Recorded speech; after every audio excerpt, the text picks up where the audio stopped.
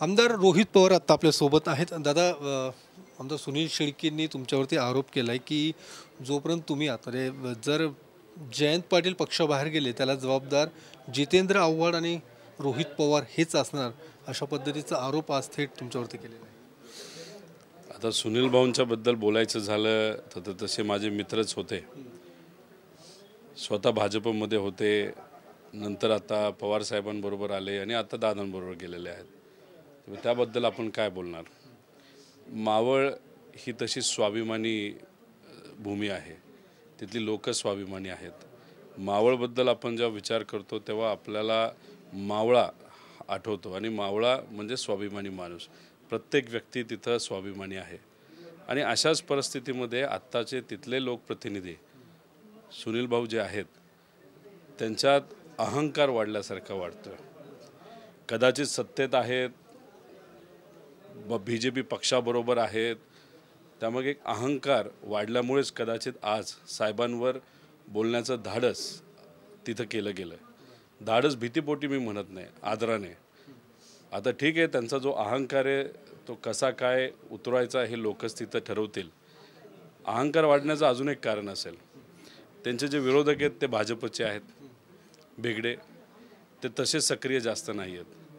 त्यामुळे तशी त्यांच्यापासून भीती काय जास्त ह्यांना वाटते असं वाटत नाही. आणि भाजपबरोबरच आता ह्यांचा पक्ष गेल्यामुळे ती भीती राहिलेली नाही. तसंच त्यांच्याबरोबर नाही तर त्यांच्या विरोधात अजून एक व्यक्ती होते, पण त्यांचा आम्ही पेपरमध्ये जे ऐकलं त्यांचा मर्डर झाला असं कुठंतरी ऐकलं. त्यामुळे त्यांच्या विरोधात आता कुणीच राहिलं नाही असं कदाचित त्या भावामध्ये नाही तर अहंकारामध्ये ते आज आहेत. त्यामुळे अहंकारातून त्यांनी साहेबांबद्दल वक्तव्य केलं, त्याचा निषेध आम्ही करतोच. आणि त्याचं योग्य असं उत्तर पवार साहेबांनी दिलंच आहे. आणि महत्त्वाचं काय की मावळची स्वाभिमानी जनता लवकरच ते उत्तर देईल. राहिला प्रश्न माझ्यावर बोलण्याचा, मी एवढंच म्हणेल की 12 आमदार असे आहेत भाजपचे आणि मराठवाड्यातले एक नेते त्याचं पुढाकार घेतात, भाजपचे नाही, अजितदादा पक्षाचे. ते भाजपचं चिन्हावर लढायला तयार आहेत. आणि 22 आमदार हे भाजपबरोबर जायला तयार नाहीत. आणि त्यांना कुठंतरी असं एक मनामध्ये भावना झालेली आहे की आपण जर आहे तिथं राहिलो आणि साहेबांबरोबर जर नाही गेलो तर आपण निवडून येणार नाही. एक हक्काने मी सांगू शकतो की सुनील शेळके हे 22 मधले नाही आहेत, ते 12 मधले आहेत. त्यांना परत एकदा भाजपच्या चिन्हावर लढायचं आहे आणि त्यामुळेच आत्ता ते वेगवेगळे वक्तव्य करतायत. त्यामुळे त्यांच्यावर अजून जास्त बोलून लोकांचा सुद्धा मी वेळ घेणार नाही. मग तुम्ही जे 22 आकडा सांगतात ते परत येण्याचे पुढे संकेत देत आहेत पुन्हा एकदा पवार साहेबांसोबत? तुम्हाला हे जाणवेल हळूहळू. पुढे जसं लोकसभा संपेल, लोकसभेच्या काळामध्ये सुद्धा कुठला आमदार ॲक्टिव्ह आहे कुठला नाही ॲक्टिव्ह हे आपल्याला बघायला मिळेल. आणि जशी लोकसभा संपेल त्यानंतर मग आपल्याला सगळ्यांना सिद्धच होईल कोण कुठं आहे. सुनील शेळकेंच्या बाबतीत तुम्ही जो काही दावा करतायत की ते भाजपच्या चिन्हावरती या पुढच्या काळात निवडणूक लढवण्याची शक्यता व्यक्त करताय तुम्ही, अशी चर्चा तरी आहे. मराठवाड्यातले जे नेते असतील त्यांचं नावही लवकरच पुढं येईल, आपोआप येईल, काय आम्ही ते आणेल असं नाही. तसंच त्यांच्याबरोबर असणारे जे 12 आहेत त्यात चर्चा सुनील शेळकेंची सुद्धा आहे. आणि सुनील शेळके आता नेते झालेले आहेत, त्यामुळे काही लोकांशी सातत्याने चर्चा करून अजून 12चा 13 आकडा कसा होईल यासाठी सुद्धा कदाचित ते पुढाकार घेत असावेत. दुसरीकडे आज ज्यावेळी पवार साहेबांनी त्यांच्याबद्दलचं जे वक्तव्य केलं त्यानंतर सुनील शेळकेंनी पत्रकार परिषद घेऊन सांगितलं की तुम्ही 8 दिवसात हे सिद्ध करून दाखवा, मी अशा पद्धतीची कोणाला धमकी दिली असेल, अन्यथा मी राज्यभर सांगत फिरणार की पवार साहेब खोटं बोलत होते. आता काय, भाजपबरोबर गेल्यानंतर सुनील शेळकेंमध्ये अहंकार वाढला आहे. अहंकार वाढल्यानंतर मग अशा पद्धतीचे वक्तव्य ते करतायत. आणि साहेबांबद्दल तुम्ही अशा लेवलला आणि एवढ्या खालच्या पातळीवर जाऊन तुम्ही बोलणार असाल तर सामान्य लोकांबद्दल तुम्ही काय करणार आहात.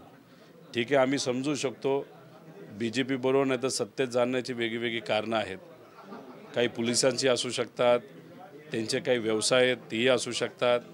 मग अशी जर कारणं असतील त्याच्यामुळे जर तुमचे हात अडकले असतील तर शांत बसावं. आता हे जे काय तुम्ही साहेबांबद्दल बोललेलं आहात त्याचे उत्तर लोकच देतील. आणि त्याच्याचबरोबर तिथे जे काही माजी आमदार आहेत त्यांनीसुद्धा या बाबतीतलं स्पष्टीकरण दिलेलं आहे की त्यांनासुद्धा धमकी ही तिथे असणाऱ्या आमदारांनी दिलेली आहे.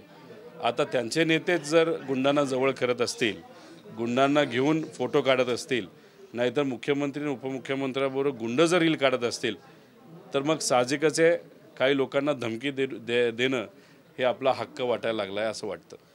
दुसरीकडे कोकणामध्ये अर्थात रामदास कदमांनी आज ज्या पद्धतीने भाजपवरती टीका केली की आम्ही विश्वासाने तुमच्यासोबत आलेलो, अमित शहा मोदींकडे बघून आम्ही तुमच्यासोबत आलेला आहोत, मात्र तुम्ही विश्वासघात करू नका, आमचा केसाने गळा कापू नका, अशा पद्धतीची टीका त्यांनी आज भाजपवरती केलेली आहे. सातत्याने ते खरं तर यापूर्वी असताना तीच टीका ते राष्ट्रवादीवरती किंवा अन्य पक्षांवरती करताना आपल्याला पाहायला मिळाली. तशी बघितली तर जेव्हा उद्धव ठाकरे साहेब आणि एकनाथ शिंदे साहेब एकत्र होते आणि भाजपची सत्ता होती 2019च्या आधी, तेव्हा आजचे मुख्यमंत्री एकनाथजी शिंदे साहेब यांनी सुद्धा असंच वक्तव्य केलं होतं. हे त्यांच्या मनामध्ये आहेत. हे असताना सुद्धा ते पलीकडे का गेले हे आम्हाला आज सांगता येणार नाही, पण लोकांना हे नक्कीच माहिती आहे. आता कदम साहेबांनी जे वक्तव्य केलेलं आहे ती भूमिका नाही तर ते म्हणणं आता प्रत्येक आमदाराच्या मनामध्ये आहे. लोकसभेलाच जर BJP एवढं आज दाबत असेल तर विधानसभेला तर तिकीटसुद्धा द्यायचे नाहीत.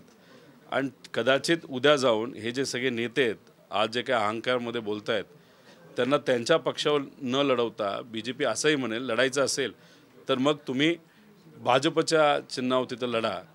असं होणार नाही, कारण का लोकांचं मत असं आहे की भाजपच्या विरोधात जायचं. पण चुकून भाजपची सत्ता आली 2024ला तर मला असं वाटतं की 200पेक्षा जास्त जागेंवर BJPचे आमदार लढतील आणि ह्यांना 20-20 कुठेतरी दिलं जाईल. आणि त्यानंतर हे जे नेते आज जे बोलत आहेत, मी छोटे नेते म्हणत नाही, मोठे नेते आज जे मंत्रिपदावर आहेत त्यांना तर मंत्रिपदसुद्धा दिलं नाही जाणार. ही प्रवृत्ती BJPची आहे आणि ते हे आता कदम साहेबांना कुठेतरी जाणवलं. म्हणून मुख्यमंत्र्यांना बोलता येत नाही तर कदम साहेबांच्या माध्यमातून मुख्यमंत्रीच बोलतात का काय अशी शंका आता लोकांना वाटायला लागली. पण मग दुसरीकडे तुम्ही जो जागांचा मुद्दा उपस्थित केला, आत्ता सुद्धा लोकसभेच्या जागांसंदर्भाच्या चर्चा सुरू आहेत. अजित पवार गटाला साधारणतः 3 ते 4च जागा मिळणार अशा पद्धतीने एकूण चर्चा आहे. मग ज्या पद्धतीने एकूण तुमच्यासोबत असताना अजित पवारांची जी काही ताकद होती आता कुठंतरी ती कमी होताना दिसते, सोबत गेल्यानंतर त्यांना भाजपचंच ऐकावं लागतं. नाही, आता कसे जे नेते भाजपबरोबर आज गेलेले आहेत स्वतःच्या व्यक्तिगत काही अडचणी असल्यामुळे ते तिथं गेलेले आहेत.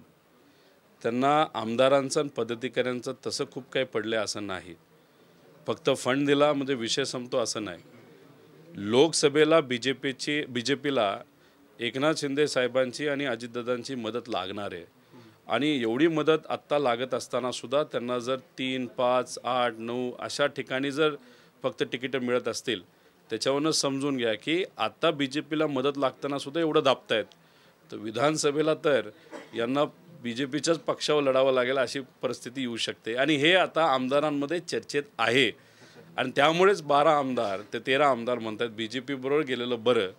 आणि काही जे 22 आमदार आहेत त्यांना आता कुठेतरी कळून चुकल्यासारखे ते कदाचित अशी चर्चा सुरू आहे की पवारसाहेबांकडे म्हणजे लोकांकडे गेलेलं बरं. शेवटचा प्रश्न, धाराशिवचे जे जिल्हाधिकारी आहेत त्यांनी निवडणूक आयोगाला पत्र लिहिलेलं आहे. निवडणूक जी आहे ती EVMवरती न घेता मतपत्रिकेवरती घ्यावी, कारण ज्या पद्धतीने मराठा समाजातील उमेदवारी करणार असल्या पद्धतीची चर्चा आहे. त्यामुळे तशा पद्धतीचं पत्र त्यांनी आधीच निवडणूक आयोगाला दिलेलं आहे, कारण जी यंत्रणा आहे ती कमी पडणार अशा पद्धतीचं त्यांचं म्हणणं आहे.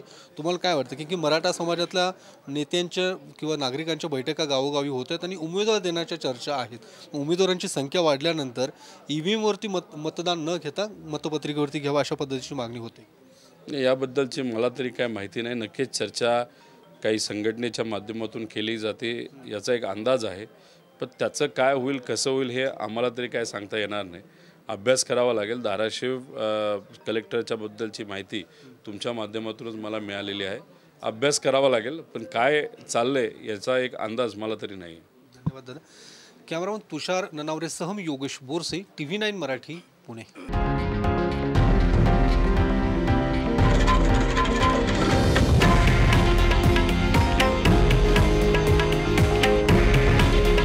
हे आहे देशातील नंबर 1 न्यूज नेटवर्क आणि आपण पाहत आहात TV9 मराठी. काळजी तुमची, हित महाराष्ट्राचं.